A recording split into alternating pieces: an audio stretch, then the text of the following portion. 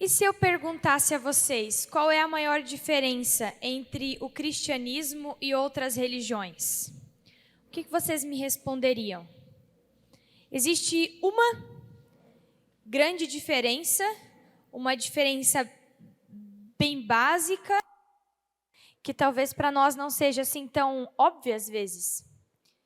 Mas vamos lá. Qual a principal diferença? E não é a diferença de pessoas, é uma diferença teológica. Do cristianismo para qualquer outra religião. O que vocês responderiam? Ai, que chato. Sem graça. Acabou com o negócio logo de primeira. A graça. Por que a graça é a maior diferença do cristianismo em relação a qualquer outra religião? Por que é uma diferença teológica? Né? Vocês poderiam responder, Jesus é a maior diferença. Sim, mas daí seriam pessoas, né? E Deus. E nas outras religiões também possui Deus. Algumas religiões são monoteístas, outras são politeístas e tudo mais. Só que a questão primordial que difere como o cristianismo funciona, qual é a base do cristianismo em relação a todas as outras religiões, é a forma como a gente chega ou não a esse Deus. Por quê? Em todas as religiões, o ser humano é quem vai até Deus. Por exemplo, no budismo. No budismo, as suas boas ações, as suas orações, o quanto você faz, te leva para mais perto de Deus, ou de uma próxima vida melhor, ou para mais longe. No islamismo, que é uma religião monoteísta, assim como o cristianismo, são as ações das pessoas que aproximam elas do paraíso ou distanciam elas do paraíso e de Deus. E assim você pode colocar qualquer outra religião, você pode colocar os espíritas, você pode colocar as religiões que vêm de origem africana, você pode colocar religiões indígenas. Sempre depende do que o ser humano faz. Se o ser humano faz coisas ruins, irrita Deus, afasta ele de Deus. Se o ser humano faz coisas boas, Deus fica feliz, ele sobe um degrau na escada. Inclusive no judaísmo. Por quê? Porque muitos judeus, apesar de o Antigo Testamento já apontar para a graça, muitos judeus entendiam a lei como uma escada. Onde, se eu vou cumprindo a lei, eu vou subindo os degraus dessa escada até chegar perto de Deus. Se eu não cumpro a lei, eu desço o degrau da escada e me afasto de Deus. Então, a principal diferença do cristianismo para qualquer outra religião é a graça. É Deus quem vem encontrar a Daline. A Daline não vai encontrar Deus. Eu não tenho essa capacidade de subir uma escada para chegar no céu. Mas Ele desceu a escada para vir me buscar. Esse é a grande virada de chave do cristianismo. E talvez seja uma das coisas que o ser humano mais tem dificuldade de entender e de viver. Por quê? Porque a gente quer fazer para ser parecido com Deus. Esse é o pecado original. O que a cobra fala para Adão e Eva? Se vocês comerem, vocês vão ser como Deus. Então a gente quer ter esse poder nas mãos. E Deus tirou todo o nosso poder, toda a nossa glória, quando Ele mandou Jesus, sem que a gente merecesse. E aí, convido para abrirmos em Romanos capítulo 1, versículo 16 e 17. Para quem já leu a carta aos Romanos inteiro, a carta aos Romanos é uma carta muito preciosa, porque teologicamente ela é a carta mais completa. Ela resume o Novo Testamento, ela resume o Evangelho e ela apresenta isso. Por que ela faz isso? Porque Paulo estava apresentando o Evangelho para a igreja de Roma, porque ele tinha intenções com aquela igreja, então ele explica várias questões. E aí nos versículos, capítulo 1, versículo 16 e 17, a gente tem dois versículos muito conhecidos, inclusive através da Reforma Protestante. Romanos 1, 16 e 17. Não me envergonho do evangelho, porque é o poder de Deus para a salvação de todo aquele que crê. Primeiro dos judeus, depois do grego. Porque no evangelho é revelada a justiça de Deus. Uma justiça que do princípio ao fim é pela fé. Como está escrito, o justo viverá pela fé. Nesses 2 versículos, tão pequenininhos, tem tanta coisa para a gente entender para o nosso dia a dia, que vamos ver se a gente consegue. Primeiro aspecto, o que é evangelho? A palavra evangelho é uma palavra que não é traduzida no Novo Testamento. Se ela tivesse sido traduzida, estaria escrito, no lugar de evangelho, estaria escrito boa notícia. Ela é uma palavra não traduzida. Pense assim, na época, quando alguém queria dar uma boa notícia para alguém, ela saía gritando, falando evangelho, evangelho, que significa boa notícia, boa notícia. Isso significa a palavra evangelho. E aqui, na Bíblia, ela significa especificamente a boa notícia de Deus para a humanidade. Que boa notícia é essa? A que Deus enviou seu Filho ao mundo sem que nós fizéssemos nada para isso. Esse Filho viveu entre nós para que nós pudéssemos conhecê-lo e conhecer o Pai, conhecer e saber como se relacionar com o Pai, e ainda morreu na cruz por nós, para perdão dos nossos pecados, para que nós fôssemos justificados, sem que a gente merecesse esse sacrifício. A gente não tinha poder nenhum de exigir isso de Deus, ou de falar, olha, eu mereço. Não. E ao 3º dia ele ressuscitou, abrindo o caminho para a vida eterna. Então, Daline, o que é evangelho? Deus enviou seu Filho ao mundo para morrer numa cruz por nós, que somos pecadores, para que todo aquele que nele cresce tivesse vida eterna, porque ao 3º dia ele ressuscitou e abriu o caminho para a vida eterna, para o Pai. Isso é boa notícia. Essa é a melhor notícia que a gente pode receber na vida, na nossa existência. Pergunta: quem fez tudo? Deus. O ser humano não tem. O que o ser humano fez foi ele não atrapalhar, né? Mas também não conseguiu, porque cada um também foi usado por Deus. Mesmo aqueles que crucificaram, mesmo aqueles que pregaram, mesmo aqueles que cuspiram, também foram ferramentas de Deus na obra da redenção. Não é glória deles, não é glória nossa, não é glória de ninguém, a glória é unicamente de Deus. E o que nós fizemos para que Ele viesse nos salvar? Além de ter pecado, além de estar separados de Deus, além de estar afundado no nosso próprio eu, nada.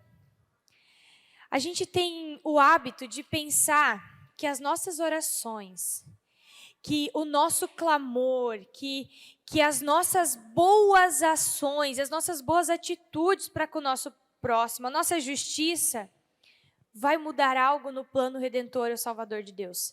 Não muda, não mudou. Não foi porque alguém pediu que Jesus veio. Jesus veio porque era plano de Deus e ponto final. Jesus veio porque Deus enviou. É glória somente de Deus. A obra é toda de Deus. Não tem participação nossa nessa história. No plano da salvação, não tem participação, glória, ação humana. Apenas ação de Deus. No plano de salvação, na redenção.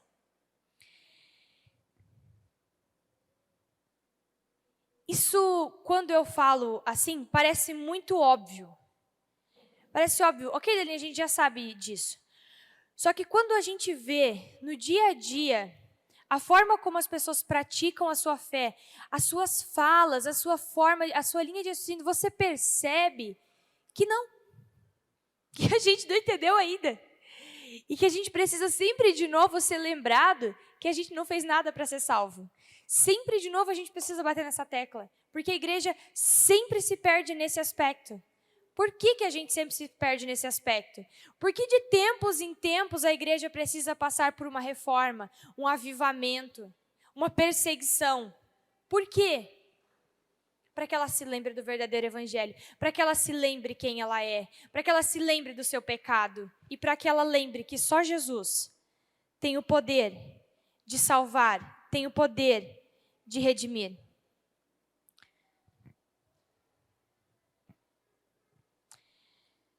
Paulo escreve que o evangelho é o poder de Deus, é o dinamis, que vem de dinamite. E olha que sensacional isso. Ali na cruz, é na cruz que está revelado todo o poder de Deus, toda a ação daquele que criou o mundo. Porque no evangelho é revelada a justiça de Deus. Gente, olha o que o versículo diz. Porque no evangelho é revelada a justiça de Deus. Uma justiça que do princípio ao fim vem pela fé. Que justiça? Onde está a justiça na cruz? Era um inocente morrendo. Ele não merecia morrer. Ele apanhou. Ele foi cuspido. Cadê a justiça? Por que justiça de Deus revelada na cruz? O que isso faz? O que isso tem a ver com justiça? Isso não tem só a ver com amor? Não foi só por amor que Jesus morreu? Porque onde está a justiça em um inocente morrer? Tanto para a criação quanto para o próprio Criador, o acontecimento da cruz foi o maior acontecimento da história da humanidade. E nós vivemos num tempo em que muitos se pregam Deus de amor, em que eu já vi pastores substituindo Jesus por amor. E o que eu quero dizer com isso? Que a gente, dizendo assim, ó, a gente tem que pregar o amor. Não, a gente tem que pregar Jesus. Porque quando a gente diz a gente tem que pregar o amor, a gente tem que pensar bem o que significa esse amor que as pessoas estão falando. Porque no nosso mundo de hoje, amor é aceitar tudo e todos da forma como está. Isso é o conceito de amor da nossa sociedade. Então, quando alguém diz nós temos que pregar amor, eu falo, não, nós temos que pregar Jesus. Por quê? Porque Jesus não é só amor, Jesus também é justiça. Porque na cruz foi revelada a justiça de Deus e não só o amor de Deus. Por isso, alguém precisava pagar. Por quê? Porque Deus, ao mesmo tempo que Ele é amor, Ele é a essência do amor. Não tem como você definir amor sem saber quem é esse Deus. Não tem como você dissociar Deus e amor. Mas Ele também é justiça. E também não tem como você dissociar justiça e Deus. Ele é justo e amoroso ao mesmo tempo e, digamos assim, na mesma proporção. Então, o amor que Deus tem pela sua humanidade, o amor que Deus tem por cada um de nós, não permitiria ou não deixaria que Ele simplesmente nos deixasse condenado. Esse é o amor. Foi por amor que Ele se entregou? Sim, foi por amor, porque o amor dele fez o Filho de Jesus vir. Só que não só o amor, também a justiça. Porque um crime foi cometido. E quando se comete um crime,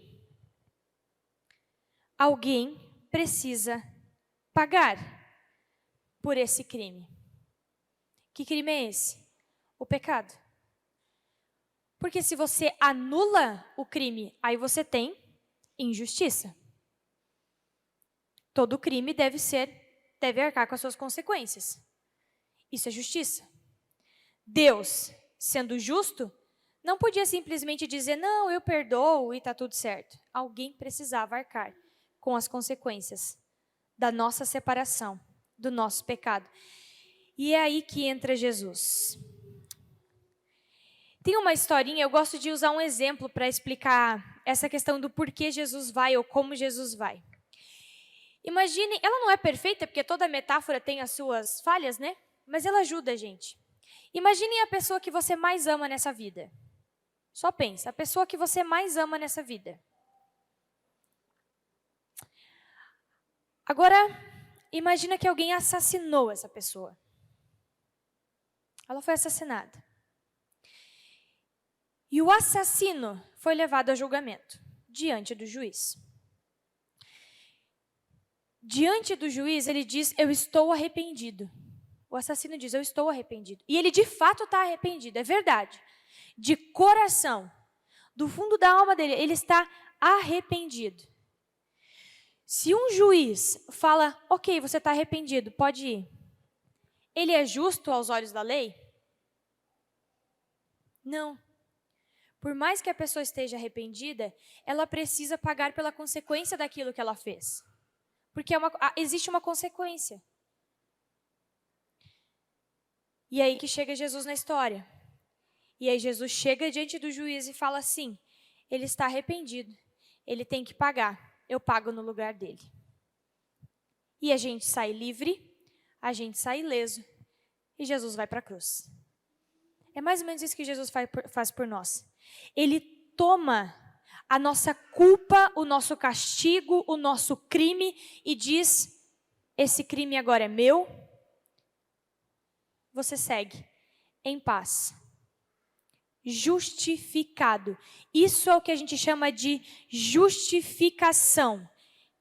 Eu não sou justa por mim mesma, mas eu sou justa em Cristo Jesus, porque Ele é justo e me dá justiça.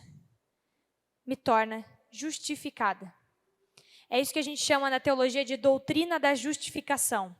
Alguém pagou o meu crime no meu lugar, e esse alguém foi Jesus.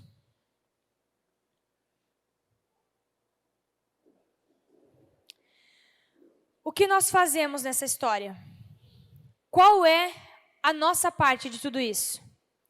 A gente precisa crer. Ter fé. Mas o que de fato é fé? Fé é um sentimento? Fé é um sentimento? Fé é uma sensação que eu tenho dentro de mim? Fé vem da minha experiência com Deus? Ou eu sei que tenho fé porque tenho um dom do Espírito Santo? Como saber, como definir o que é fé e o que não é? Já que nós temos que crer nesse sacrifício, crer no que Ele fez por nós na cruz, ter fé. Como definir o que é fé?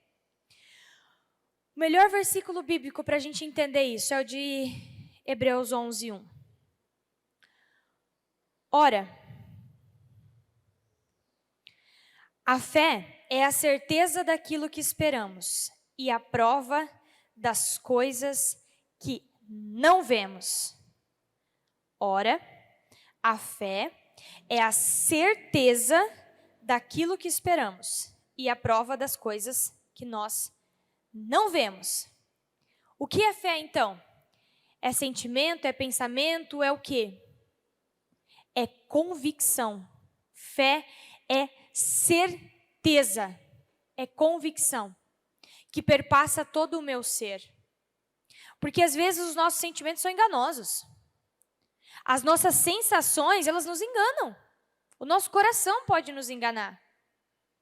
E quando isso acontece, porque às vezes na caminhada vai acontecer, a gente tem que se assegurar nessa convicção, nessa certeza que é firmada pelas promessas de Deus, pela palavra de Deus.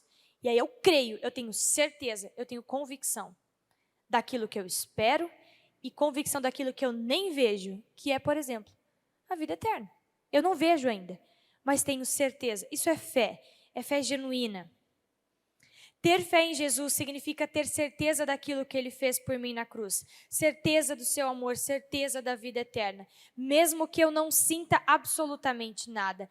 Mesmo que eu não veja a manifestação da sua glória. Mesmo que eu não fale em línguas. Por que eu digo isso? Porque para algumas igrejas, a prova da fé é o dom de línguas. Uma pessoa só pode dizer que ela tem fé a partir do momento que ela tem o dom de línguas. Na Bíblia, em nenhum momento diz que fé é ter dom de línguas. Esse é um dos dons do Espírito Santo. Nós não podemos cair nessa cilada de achar que a fé depende daquilo que eu sinto e daquilo que está passando dentro do meu coração, porque vai ter vezes que eu vou orar e parece que minha oração não vai passar do teto. E daí? Isso significa que eu perdi minha fé? Talvez isso só significa que eu preciso buscar ainda mais, me entregar ainda mais, para dizer assim, Senhor, tem misericórdia de mim. Mas não vai abalar a minha fé, não vai abalar a minha certeza e a minha convicção de que Jesus morreu por mim na cruz. Nada pode abalar essa minha certeza e essa minha convicção. Mesmo os meus medos, mesmo aqueles pensamentos que vêm e dizem, mas será? Será mesmo? Tu está vivendo a tua vida inteira para isso, e se não for verdade? E se ele nunca voltar? Convicção. A gente disse esses pensamentos. Está repreendido. Eu creio, eu tenho fé no Filho de Deus. Entender bem o que é a fé muda a nossa relação com Deus. Na compreensão de muitos, a fé depende daquilo que eu estou experimentando ou vivenciando. Para outros, a fé depende daquilo que eu demonstro, das minhas ações. Se eu estou agindo conforme os padrões éticos e morais que as pessoas entendem correto. Digamos assim, quanto menos eu peco, mais fé eu tenho. Para muitos é assim que se mede a fé. Olha o que aquela pessoa está fazendo, aquele ali não tem fé. Se está no caminho, se está indo certo, assim, não, aquele ali está numa fé top. Não é aquele ali, não. Não é a fezinha meio ruim.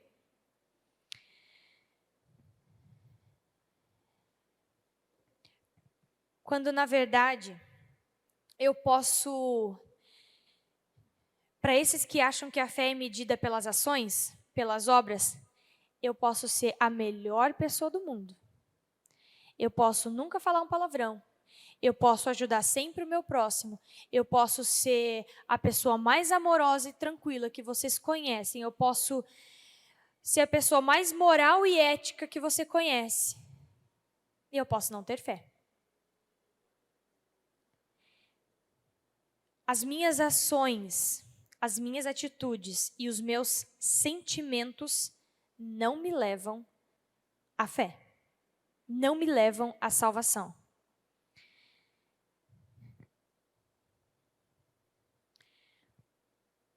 Por que falar sobre isso? Porque a gente precisa entender que aquilo que nós fazemos não nos leva até Deus. O que nós fazemos não nos leva até Deus. A fé cristã não funciona como uma escada. E de forma muito sorrateira, nós somos tentados a crer em outras coisas dias após dias. Crer que as nossas ações definem se nós somos salvos ou não. Veja bem, existe uma grande diferença entre a fé, a salvação e a santificação. E é aí que a gente peca, é aí que a gente falha. Por quê? Aquilo que eu faço não me leva numa escadinha para Deus. A minha fé, ela é gerada dentro de mim por ação do Espírito Santo. Nem disso eu tenho glória. É obra de Deus. Quem convence do pecado? Sou eu que me convence do pecado? Sou eu que tenho que convencer o meu irmãozinho que ele está pecando? Se o Espírito Santo não agir, não vai adiantar de nada. Tu pode ficar na mente dele a vida inteira. Que não vai gerar transformação. É obra de Deus. O que a gente faz? A gente anuncia, a gente prega, a gente fala, a gente ora, a gente clama. Sim. Mas quem decide é Deus. sobre a minha fé, sobre esse primeiro passo. Depois que eu me arrependi, que eu entreguei minha vida para Jesus, depois disso sim, as minhas ações e as minhas atitudes vão transformar a minha pessoa, os meus relacionamentos e o meu relacionamento com Deus. Isso a gente chama de santificação. O que normalmente a gente faz é achar que nós precisamos agir de tal forma para não perder a vida eterna. Meu Deus, se eu fizer isso, como a gente brinca, né? Eu decaio da graça, caí da graça hoje. Ou seja, perdi minha salvação. Não é o que muitos pensam? É o que a gente tem o hábito de pensar? Nossa, olha o que está fazendo de errado, perdeu a salvação. A salvação não tem a ver com o que eu faço de errado ou não. Isso é processo de santificação. De eu experimentar o agir de Deus. De eu ter intimidade com esse Deus, ser lapidado por Ele, ser transformado por Ele. Isso é depois da minha salvação, depois da fé. A salvação que vem pela fé não depende de mim, depende unicamente de Deus. Mas ela gera em mim uma transformação gradual, radical e profunda. Isso é fato. A partir do momento que eu entendi o Evangelho, a partir do momento que essa fé foi colocada no meu coração, no meu ser, e eu passo a caminhar com esse Jesus, a partir desse momento, começa um processo de transformação na minha vida? Sim, isso é fato.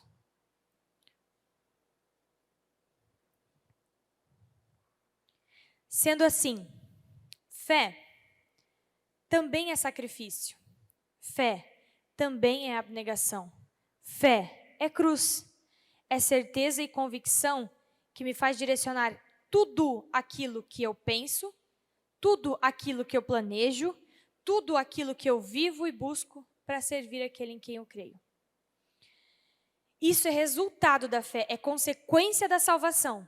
O problema é quando a gente faz isso para alcançar a salvação, para manter uma aparência, para dizer, olha só como eu sou um bom cristão. Pois aí a gente acha que tem poder para agradar a Deus e para mover a sua mão. Deus não age de acordo com as nossas obras, Ele age de acordo com a sua vontade e com a sua misericórdia. Nós clamamos a Ele por sua presença e misericórdia. Mas se Ele irá nos atender ou não, isso é a vontade dEle.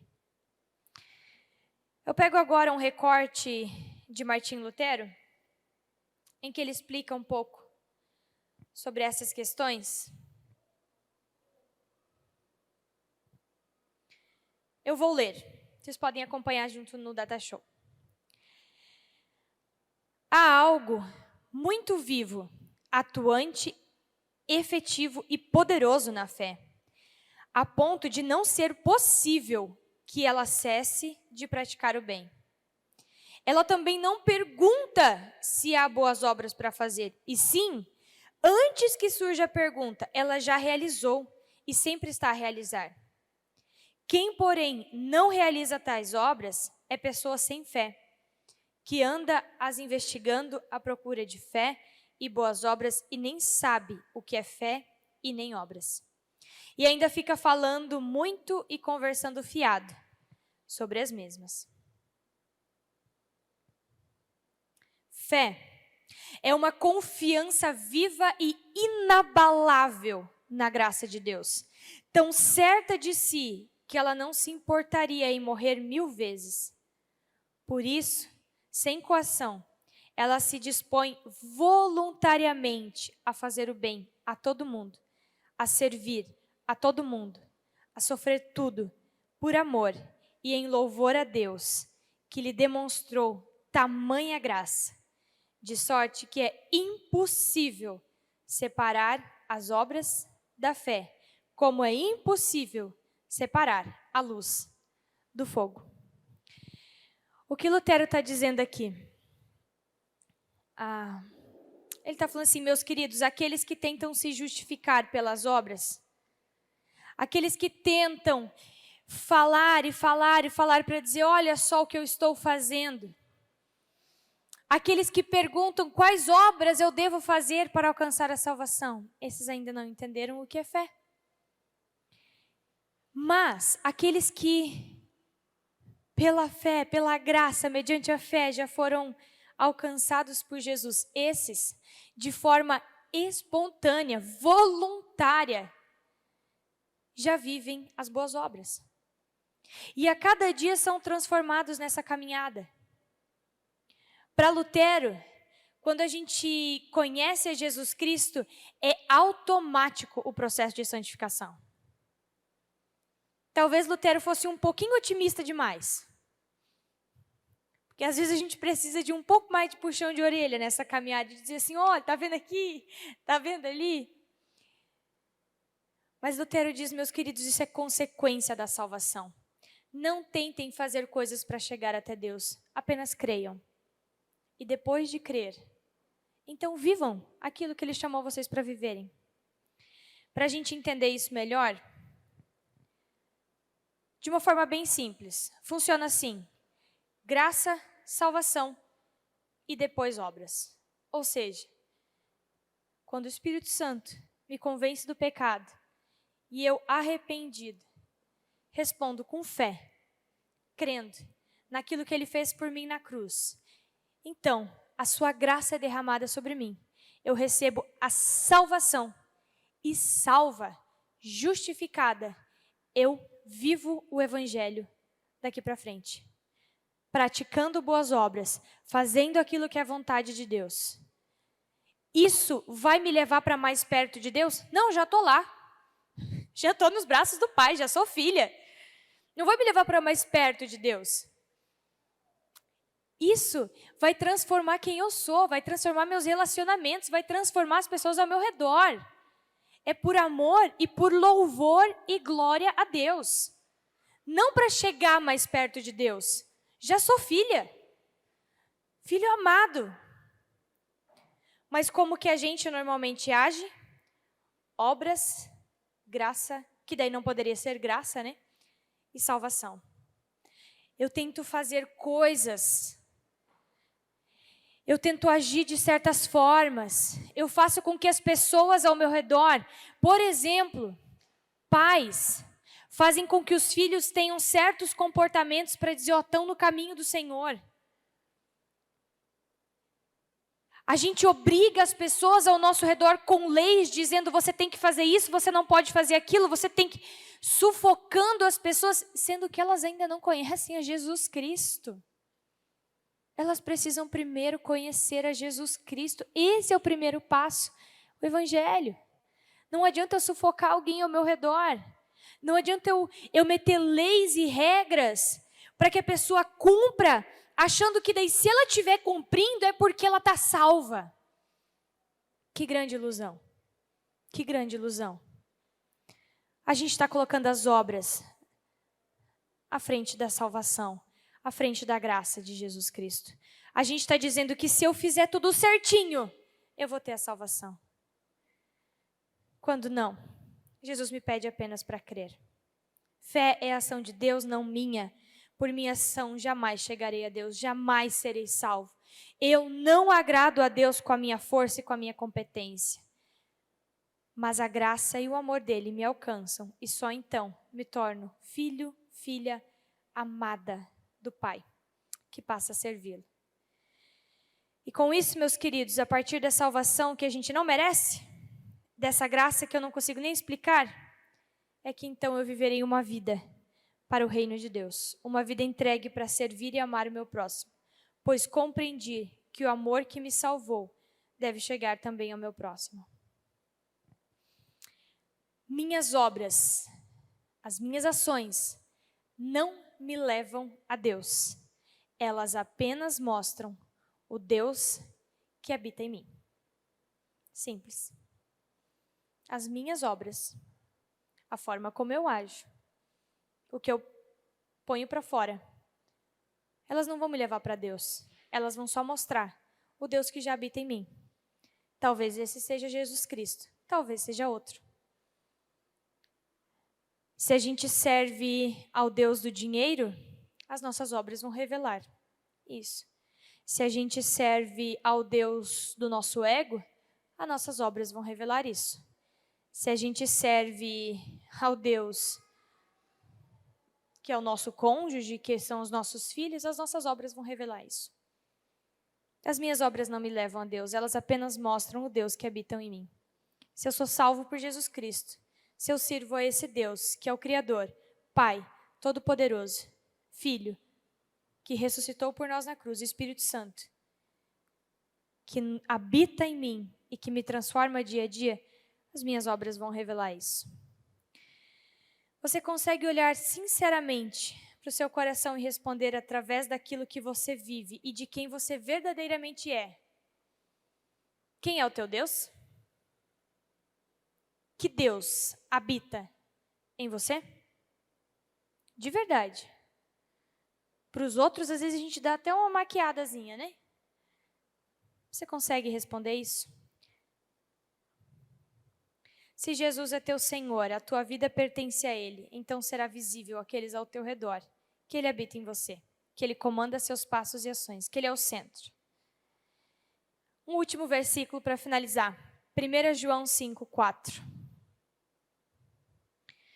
O que é nascido de Deus vence o mundo, e esta é a vitória que vence o mundo, a nossa fé. Que poder! Que poder! Ele está dizendo assim, cara, quer vencer tudo? Quer vencer o mundo? Creia, apenas creia. A fé, ela vence o mundo, porque ela venceu o pecado, ela derrotou a morte, ela eliminou tudo aquilo que nos afastava de Deus. A fé. Essa é a vitória que vence o mundo, a nossa fé. A fé naquele que a morte venceu.